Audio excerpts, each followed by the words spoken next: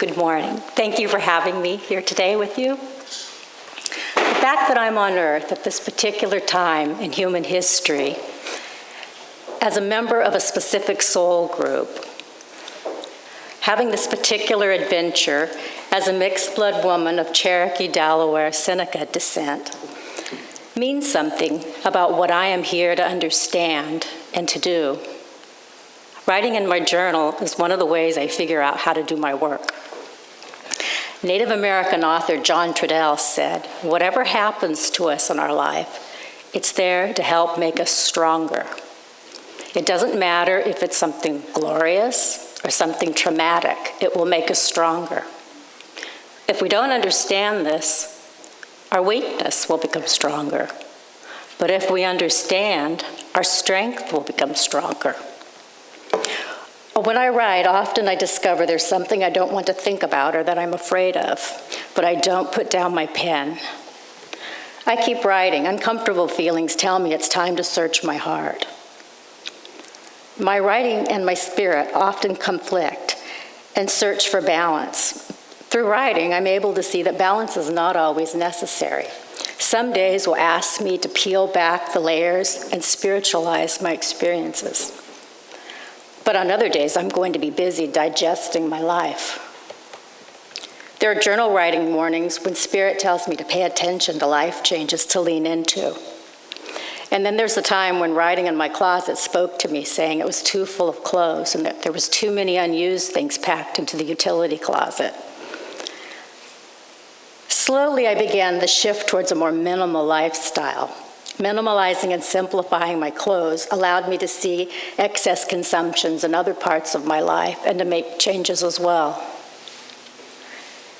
The shift in my thinking brought me back to caring deeply about sustainability and interconnectedness, Native American values that I was raised with, but were slipping away from me. In Native teachings, we acknowledge that all parts of creation are our relatives because we all live on the same Earth Mother and we get water, air, food, and shelter from her. Minerals and plants all have certain powers, and we refer to them as our relations. We see the universe as having both a visible and an invisible world. Spirit works with the Creator and is available to help humanity. We live every day in a sacred manner, and there is without any separation between daily living and spirituality. Spirituality is so much a part of Native lives, it can't be distinguished from our lives. To thine own self be true. This is a principle in every spiritual teaching, and we can learn about the spirituality of others from teachings and reading books and listening. But to truly develop our own spirituality, we have to consider what we've experienced, not just what others share with us. Growing up, I was raised in a verbal tradition rich with storytelling, and I developed a listening habit. The stories taught me that there can be many answers to spiritual questions. I also understand that the ancestors are grooming me while I'm on this earth, and writing is one of the ways I figure out how to do my work. Now I'm 63. I have been a writer for 30 years. It does not matter that I'm a published author. Every day I must face the blank page, and each time I sit down to write, I have no idea what will surface. In my life, a host of teachers have crossed my path, always showing up at the right time, and writing is one of the ways I show respect and I give thanks to my ancestors and to my mentors.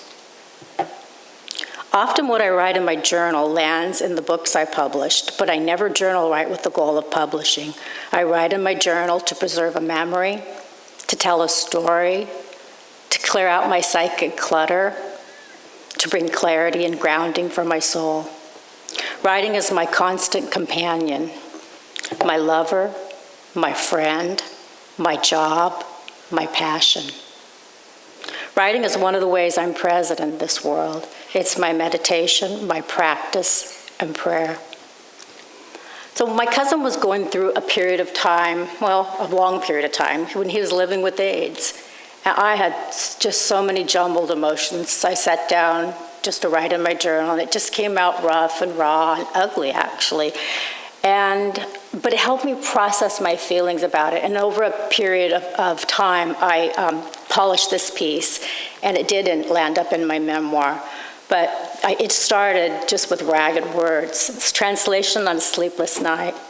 In 1991, my cousin Victor was going through a stretch of time when AIDS made him feel less sick.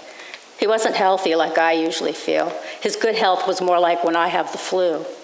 A few days after Christmas, I flew to Oregon to be with him. Besides being cousins, we were soulmates.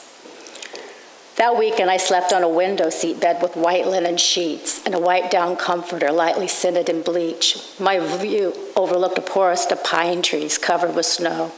Usually, Victor slept in this bed, but while I was there, he struggled upstairs to sleep in the loft. All weekend, we cooked our meals together. Cooking together meant Victor washed the shrimp, deveined them, chopped the Swiss chard, and got the water boiling for pasta. And then he ran out of energy, and from a rocking chair, he would tell me how to assemble the rest of the meal. Back in those days, AIDS patients eventually died. Victor and I spoke about his dying often. At 4 o'clock in the morning, when both of us couldn't sleep, he served me coffee in bed, and we lit dozens of white candles, and we talked until the sun came up, and we let ourselves feel something that felt like ghost spirits leaving the room. Still, I was like a little girl, not really believing his death would ever happen. All weekend, we lived a fairy tale. A group of dear friends rented a dog sled, complete with a guide to take us mushing. And Victor, wearing 2 sets of long underwear under his clothes, rode in a canvas-covered basket while I balanced my feet on the sled with the driver. New Year's Eve morning, we had to spend an hour at the hospital while Victor went through a decontamination procedure. But this was ordinary stuff for my cousin. He joked that he's given up flossing his teeth to make room for more doctor's appointments. Not flossing teeth because they wouldn't be needed for much longer was impossible for me to grasp. So far, no one I'd loved had ever died. The threat of death was everywhere in my life, but it hadn't happened. After the decontamination appointment, Victor grabbed my arm. I'm supposed to meet with a mortician this afternoon, and I'd like you to come with me, he said. I tensed and tightened my toes. Yeah, I want to go with you, I said. Are you sure it'll be pretty emotional? Yeah, I said again, I want to go. The snow tires clicked over the road, and I glanced out the window. We were surrounded by snow-covered pine trees shimmering in sunlight. The roads were icy. By the time we arrived at the mortuary, faint lines of silver shone through a darkening sky. We stamped snow from our boots, and my cousin opened the door. The room smelled of lilacs. I timidly peered around the corner. The mortician, dressed in jeans and a blue flannel shirt, came out to greet us. Sorry about my appearance, he offered. I don't usually dress so casual. I'm glad you're not wearing a suit, I told him. I was developing laryngitis and my throat ached. We spoke on the phone yesterday, Victor said, and then he added, I'm looking for a pine coffin. I looked at my cousin, 38 years old, my age, struggling to stand up. I thought about the day before, sitting with Victor on the couch, my feet in his lap, both of us giggling. As if in a dream, we were led down a narrow hall to a large room filled with coffins. There were metal coffins made of copper bronze, a choice of leather or velvet interior. This looks like an automobile showroom on the moon, I blurted out. I didn't mean to, but it just came out of my mouth. I wouldn't be caught dead in one of these. My cousin Victor finished the sentence for me. And then we started laughing, and our laughter relaxed us. And he said, well, and that's why it's important to choose your own. And the reason Victor was doing this is he was planning his own memorial service. He wanted this to be his final gift to his parents and to all of his friends. So he had it planned down to the last little detail, as if the way he gave dinner parties. A pine coffin sat near the back of the room, almost out of sight. Slowly, gently, I ran my fingers across the wood. A choke swelled in my throat. Tears began to sting, and I willed them to stay in my eyes. And my cousin pulled me close and put his hand ever so lightly on my arm. Our eyes met. I took a deep breath, and then the tears just poured out of me. The next day, Victor lost his balance coming down the stairs. He fell on top of his 11-foot-tall, carefully decorated Christmas tree. Our eyes met. I helped him up, but this time we couldn't laugh or cry. All weekend, we shared the same tiny bathroom. We used separate towels for drying our hands. While lying awake for most of the night in my cousin's bed with white moonlight in my face, I got scared and panicky. Although I knew it was impossible, buried in my heart was the secret fear of somehow bringing the AIDS virus home with me. My 8-year-old son, Jay, was on chemo in an effort to rid himself of a malignant brain tumor, and he was so fragile. What if I somehow managed to give AIDS germs to Jay? That night, I got up at least 15 times to go to the bathroom. Nerves ripped through my stomach. The small sound of an owl pushed against the night. I wanted to be fearless, but with all of my medically backed up knowledge, I just had to settle for being brave. Okay, other times I write in my journal. I'm just confused and I've got all kinds of mixed feelings going inside me and I don't know what they mean. And last December, I was going through a time where I had 4 major rejections all in 1 week. And I was like, oh, I'm supposed to feel terrible, but I didn't.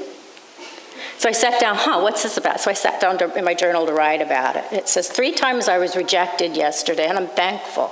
Job interview didn't feel right, yet because of needed money, I would have accepted, and thankfully I was rejected. Now this is just raw. This is straight how it came out. This isn't polished in my journal.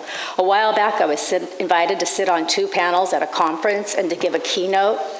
And after I said yes, my heart began telling me no. Thankfully, both session proposals submitted were rejected. The first keynote speaker that was invited, her plans changed and she was able to fill the slot, so I wasn't needed. And all I thought was rejection feels wonderful, like ravens flying through my mind. A soothing feeling spread over me, like sun-warmed rainwater floating down my neck and shoulders and glided over me like feather-down wings. Instead of feeling chained to the past, I'm walking forward towards my future. Here's another time I spent the day at the beach, and I came home and I wrote, today I am every age I ever was. I'm 11 riding the waves on my raft. I'm 14 and 17 on my friend's surfboard, my stomach slicing through the waves. I'm 35 with my kids swimming in the ocean with our Newfoundland dog towing us along. And I'm 63 standing in the icy ocean. What a wonderful day, I think. Today's actually, coincidentally, except I don't believe in coincidences, 17 years ago was my son's memorial service after his death. And after he died, I wrote this again, just trying to process my thoughts. The sea is wild today, and my mind is centered on motherhood. All of the mothers everywhere with one simple goal, to care for our children. I feel connected in the great circle of mothers and of those mothers who have gone before me. My great-grandma gave birth to 11 babies. The first died at 4 months, the second at age 8. It went on like that for years, Grandma giving birth and Grandpa making baby boards, digging holes and lowering those dead babies into the ground. 5 of her children lived, but then Willie died at age 19. It was a time of measles and smallpox epidemic for Indian people. After my son died, I glimpsed my great-grandma, and I felt a distant memory pulling me back. I could hear her wailing like wind coming up, crying and swaying. I thought about how her cries probably drifted into the cabins of nearby white settlers, and I wondered if they knew that the high, shrill sounds pressing against the night were from an Indian mother mourning her dead baby. I adopted my son when he was 13 months old, and I think about his first mother. She gave birth to him, and I held him in my arms at age 15 when he crossed over into the spirit world. Not my planting, but my harvest. My child, our child. And like a river stone tumbling in the raging water, my grief has grown softer over the years. And I found golden grace along the way, but I had to reach for it. Our family always does something special in March to honor life and celebrate being alive on earth and to pay honor to the spirit world. Grieving is hard work, and we've had plenty of those years behind us. So now we try to be a little bit silly and playful and be extra kind with ourselves and to each other. We got the idea when our daughter was 17, shortly after her brother died. and we were shopping, and she wanted a pair of red satin pants. I kept saying, they're not practical. Where would you wear them? All the mother stuff that you say. And she said, but Mom, I'm alive. I could wear them anywhere I want, anywhere, just because I'm on Earth. And it made us burst into laughter, and tears are streaming down our face. And we bought her the red pants. And every year since, we've made a point of doing something special for each other. And we tend to buy gifts, but something completely impractical that's just totally fun and necessary. And most of all, we have fun together, just the way that Jay would have wanted it to be. Okay, this last piece that I'm going to read is remembering Auntie out loud. I went to a family reunion back to Oklahoma, and I got to be with all my aunties and uncles and cousins, and we took photographs all day long. Not a picture turned out. So I wrote a memory about it. Back in the days when somebody's back of their camera opened up. Great Aunt Josephine sits in her wheelchair. At 80, her hair is still mostly black, but she is too despondent to do more than sigh. Names and questions won't stick in her mind. I still have Aunt Lydia, wrinkled and shrunken, 10 years older than her sister Jo. Dark black eyes gone yellow, but with a memory bank of a mind. Without pausing, she tells me stories, a web of words, the same ones I remember from childhood. After we fill up on pies and cakes, the cameras are brought out, but I don't have any pictures of my dad's side of the family. The film was overexposed the day we all lined up according to our generation. For the first photograph, the great aunts and uncles are grouped together. These are my grandpa's siblings, and the line doesn't hold a white face. The next group is my dad, my Auntie Joan, and all of his cousins, the first half-blood generation in our family. It gives eyes of blue, hazel, wavy, or straight brown hair. My brother and sister and I stand with the largest group of mixed-blood Cherokee, Delaware, Seneca cousins. We're not full-bloods or even half, and yet we're not white, and we never will be. And soon enough, we will become the elders. Let yourself write. Today, tomorrow, next week, let yourself write. When I lead creative writing classes, I always say, don't worry about spelling or punctuation. The goal is to write as fast as we can and produce a page or two or three of just completely uncensored thoughts. To jumpstart groups into writing, I always lead with a question, then I add every single time I work with students, young or old. Don't worry if you veer off topic. Just write anything that comes into your mind. The purpose is to tap into our minds and see what's lurking in our subconscious.